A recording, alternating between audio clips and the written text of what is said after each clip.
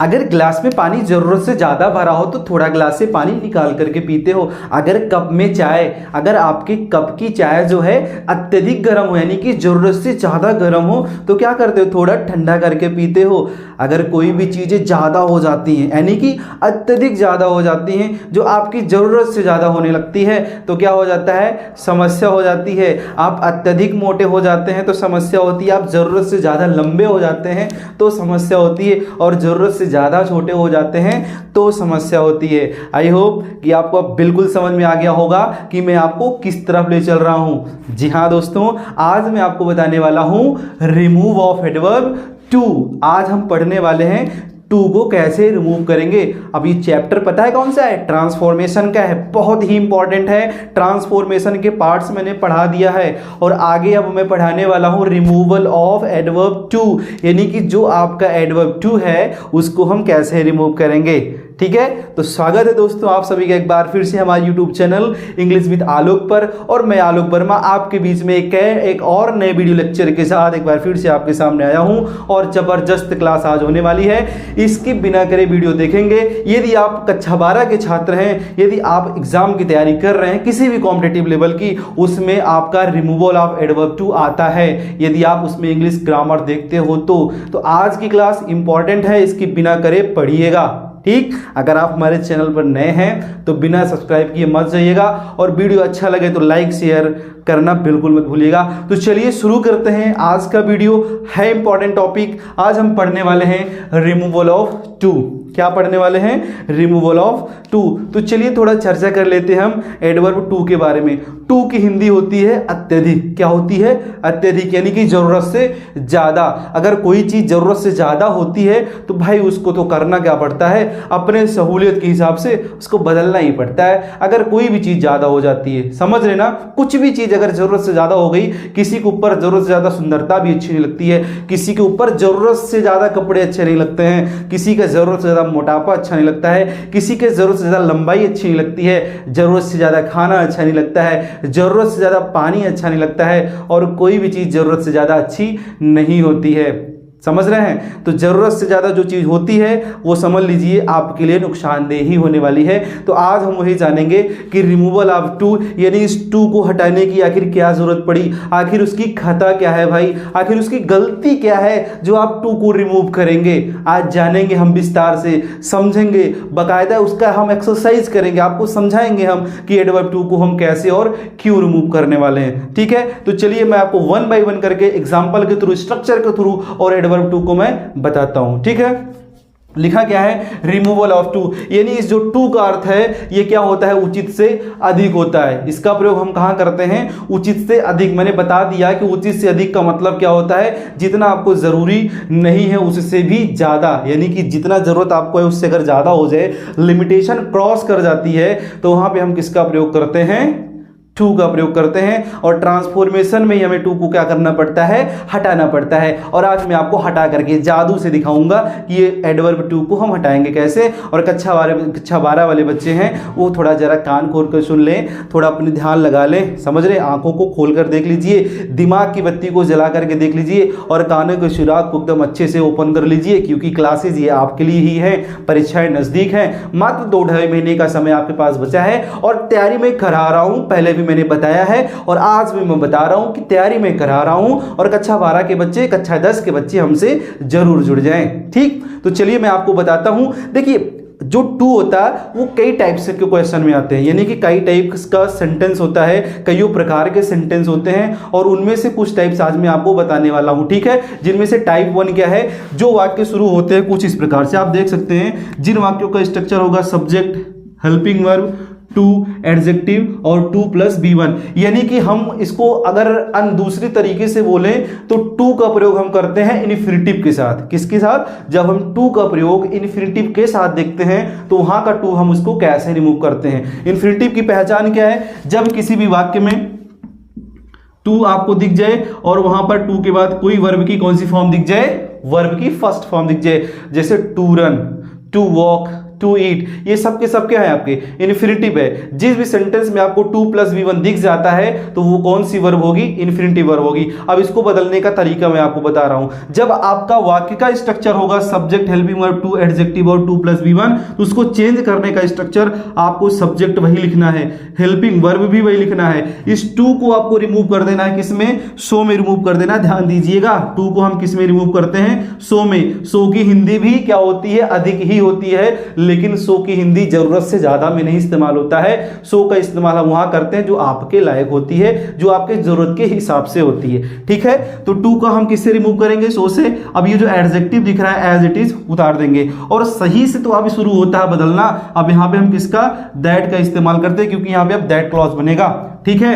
अब यहां पे ये सब्जेक्ट आएगा, कौन सा सब्जेक्ट आएगा भाई, यही वाला सब्जेक्ट आएगा जो आपको वाक्य में दिख रहा है, वही वाला सब्जेक्ट आएगा। ये जो सब्जेक्ट है हम यहां पे उतार देंगे और कैन का प्रयोग होगा या फिर कुड का प्रयोग होगा। अब आप सोच रहे होंगे कि ये ससुरा कैन और कुड कहां से आ गया, तो मैं ये भी बता देता हूं कैन और कुड का इस्तेमाल कैसे करते हैं। ध्यान दीजिएगा, जब ये हेल्पिंग वर्ब यानी कि ये वाली हेल्पिंग वर्ब इज, एम अथवा आर या फिर यू बोले कि प्रेजेंट की हो, किसकी हो, प्रेजेंट की हो, जब भी आपको हेल्पिंग वर्ब प्रेजेंट टेंस की दिखे तो आपको कैन नॉट का प्रयोग करना है, और जब भी आपको वर्ब पास्ट टेंस की दिखे तो आपको कुड नॉट का प्रयोग करना है। फिर से बताऊं, यहां पे कैन और कुड का प्रयोग हम तब करेंगे जब ये हेल्पिंग वर्ब प्रेजेंट में होगी तो कैन नॉट का, अगर ये हेल्पिंग वर्ब पास्ट में होगी तो कुड नॉट का प्रयोग करेंगे। उसके बाद हम क्या करेंगे, V1 करेंगे, इस टू को हटा देंगे, यानी कि इन्फिनिटिव चेंज हो जाएगी। सिर्फ आपको जो V1 दिख रहा है उसी को हम यहाँ पे क्या करेंगे, उतार देंगे, तो बदल जाएगा। बहुत ही इजीली आप किसी भी मेथड का सही से यूज कर लेते हो तो ज्यादा सोचने की जरूरत पड़ती ही नहीं है भाई, आप अच्छे से उस चीज को सॉल्व कर लोगे। तो चलिए हम क्वेश्चन देखते हैं, 2-3 एग्जांपल्स देखते हैं, एग्जांपल के थ्रू आपको समझाते हैं कि जो टाइप 1 है यानी कि इस टू का प्रयोग हम किसी इन्फिनिटिव के साथ करते हैं तो उनको हम किस प्रकार चेंज करेंगे। आप बराबर कॉपी कलम लेकर के बैठिए, अगर आप नहीं लिख पा रहे हैं तो स्क्रीनशॉट जरूर ले लीजिएगा, मैं थोड़ा टाइम आपको दे दूंगा, ठीक। तो चलिए आगे देखते हैं। देखिए सेंटेंस क्या है, he is too weak to run. क्या है, he is too weak to run, यानी कि वो दौड़ने के लिए क्या है भाई, जरूरत से ज्यादा कमजोर है। अब इसको जरूरत से ज्यादा कमजोर है ना, थोड़ा कम करना पड़ेगा ना, जरूरत से ज्यादा थोड़ी कमजोर करना है, इसको थोड़ा कम करना पड़ेगा। अब चलिए इसको हम ट्रांसफॉर्म करते हैं, जो भी सब्जेक्ट है स्ट्रक्चर के वाइज चलते हैं, ही हो जाएगा, हेल्पिंग वर्ब क्या है, इज आएगी, टू किससे रिमूव करेंगे, देखिए सो से रिमूव करेंगे, और जो एडजेक्टिव कौन सा आपका, वीक है, क्या हो जाएगा यहाँ पे, वीक हो जाएगा। उसके बाद आप देख रहे हैं एडजेक्टिव के बाद क्या लगाना है आपको, दैट लगाना है, और दैट के बाद क्या आएगा, फिर से आपको वही सब्जेक्ट दोबारा लिखना पड़ेगा। देखिए ना, दोबारा वही सब्जेक्ट लिखना पड़ा ना, तो दोबारा सब्जेक्ट वही आएगा। उसके बाद कैन लगेगा कि कुड लगेगा, कैन लगेगा, क्योंकि यहां पे हेल्पिंग वर्ब क्या है, प्रेजेंट टेंस की है, तो यहां पे ही कैन, फिर क्या आ जाएगा, नॉट, उसके बाद वर्ब कौन सी है, टू के पास रन लगी है। अब देख लीजिए, ही इज सो वीक, भैया वह बहुत ही कैसा है, कमजोर है, दैट इसलिए ही कैन नॉट रन, वह दौड़ नहीं सकता है। सिंपल तरीका है भाई, टू लगाने की क्या जरूरत है किसी को, क्यों जरूरत से ज्यादा उसको कमजोर साबित कर रहे हैं। अब सिंपल वे में तो बता सकते हैं कि भाई वो बहुत कमजोर है, वो दौड़ नहीं सकता है, और टू इतना भी ज्यादा कमजोर मत बना दीजिए, ठीक है। वो बस दौड़ नहीं सकता है, बस उस हिसाब से वो कमजोर है, बाकी और सारे काम वो कर सकता है, ठीक। तो यहां पे क्या कर दिया गया है, टू को रिमूव किया गया, किससे रिमूव किया गया, सो से रिमूव किया गया, एडजेक्टिव जो आपका वीक है उतार दिया गया। बाकी आप देख सकते हैं स्ट्रक्चर को फॉलो किया है मैंने, अपने आप से कुछ भी नहीं किया है, आपको भी स्ट्रक्चर का फॉलो करना है जब आपको इस टाइप के क्वेश्चन दिखे। तो अगला सेंटेंस देखते हैं, लिखा है सी इज टू ओल्ड, वह बहुत अधिक क्या है, जरूरत से ज्यादा क्या है, वृद्ध है, जरूरत से ज्यादा वृद्ध है। अरे भाई वृद्धता की क्या कोई पैमाना होता है क्या, जरूरत, अरे वृद्ध तो वृद्ध होता है, चाहे 100 साल का हो चाहे जितने भी साल का हो, वृद्ध का मतलब वृद्धि होता है ना। अब जरूरत से ज्यादा कैसे वृद्ध हो सकता हो, ठीक।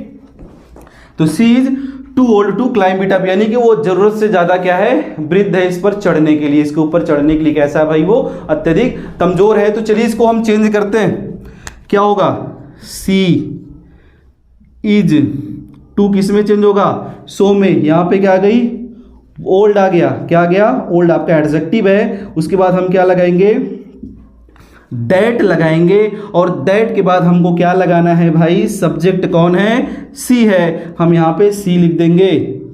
कैन लगेगा कि कुड लगेगा, बिल्कुल कैन लगेगा, क्योंकि यहाँ पे प्रेजेंट की हेल्पिंग वर्ब है, तो can not climb it up.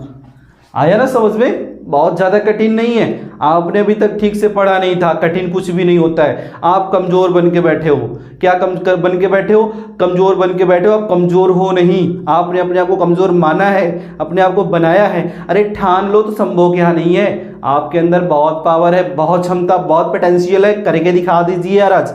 देख लीजिए अगला sentence, he was too tired to do anything, मतलब वो बहुत थका हुआ है भैया कुछ भी करने के लिए, वो कहा है बहुत ज्यादा थका हुआ है। आप कहते ना भाई आज हम बहुत ज्यादा थक गए हैं, आज हम कुछ काम वाम नहीं करेंगे, आज हमें रेस्ट करने दीजिए, अब ये जरूरत से ज्यादा थका हुआ है इसलिए कोई काम नहीं कर सकता है। तो चलिए इसको चेंज करते हैं, ही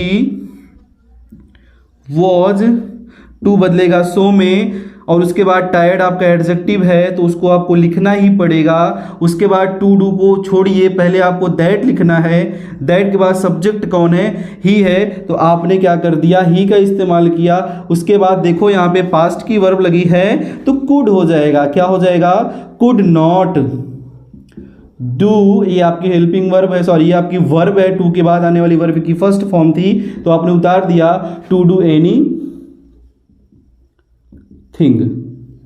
देखो बड़ी आसानी से बन गया ना। अरे काहे इतना टेंशन पाले रहते हो भाई, हमसे जुड़ जाइए, हम बहुत आसान करके दे देंगे आपको। स्ट्रक्चर को फॉलो करिए, अगर नहीं आया तो गारंटी मेरी है, मैं आपके लिए खड़ा हूं एकदम जबरदस्त तरीके से। मैं आपको ये जितने सारे इंग्लिश ग्रामर की बड़ी बड़ी चीजें हैं ना, मैं आपको आसान करके दे दूंगा, परेशान मत होइएगा, ठीक है। जुड़ जाइए हमसे, मैं बार बार बोल रहा हूं कि मैं सारी चीजें विस्तार से बताऊंगा।